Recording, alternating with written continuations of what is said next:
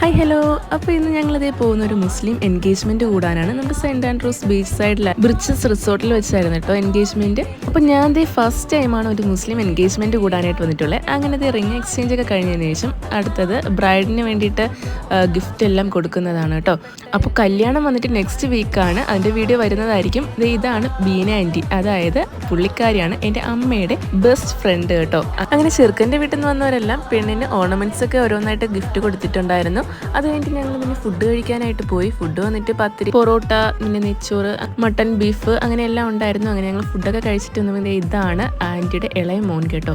അങ്ങനെ ഇന്നപ്പോഴത്തേക്കും ഇത് ബീന ആൻറ്റി വന്നിട്ടുണ്ടായിരുന്നു. ആൻറ്റിയാണ് എനിക്ക് ഈ ജോമോൾ എന്നുള്ള പേരിട്ടത് കേട്ടോ.